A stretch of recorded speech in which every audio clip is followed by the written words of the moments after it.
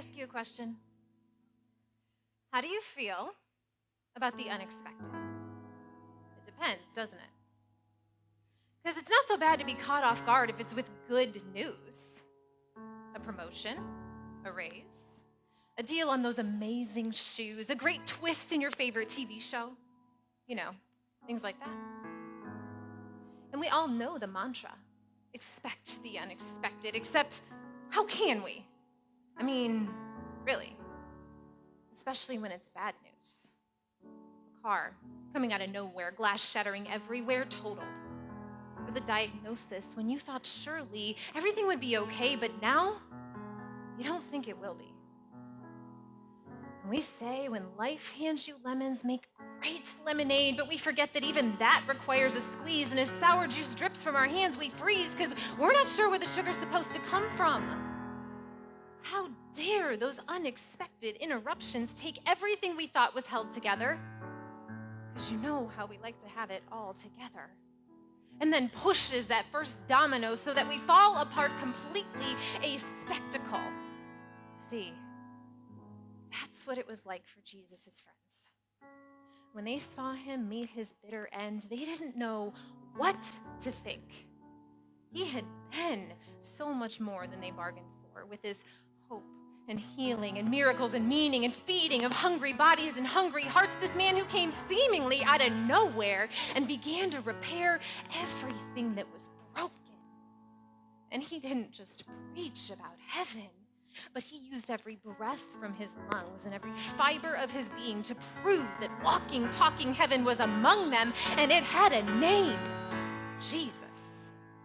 They saw him choose to love the unlovable and touch the untouchable. They saw him move to extend his arms open wide toward those without any pride to claim, and he came to bring life to those who were socially and spiritually dead, turning the rules on their head.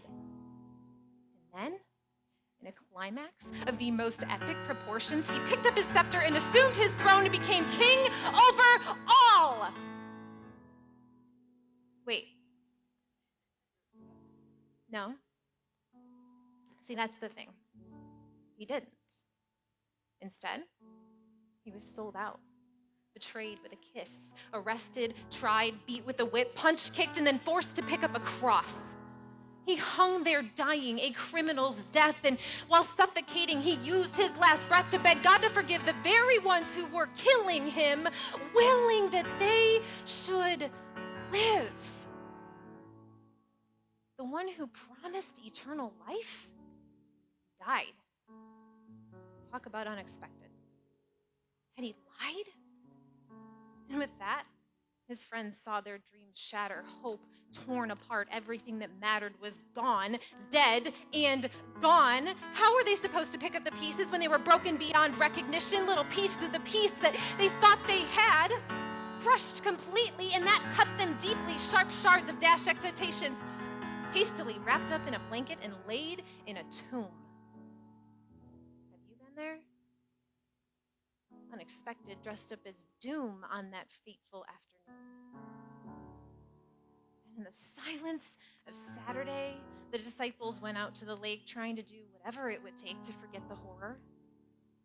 While the women shared tears over the shock that shook them. It shouldn't have been this way. But there was nothing they could do but wait, because it was the Sabbath. And the law said that they must rest, so they sat with death. Finally, evening rolled around, and as the sun sank all the way down, the women went out to buy spices, the kind needed for a proper burial. Because they knew Jesus' battered body had been laid in the grave, but there was no way they would just leave him that way, rotting, stinking, lying there with no dignity after all he had done for them. Why did it have to be this way? Even if he wasn't the conquering king, the Messiah who would rule over everything, the one who would save the world, well, he was still their friend. And even a dead friend deserved better than this.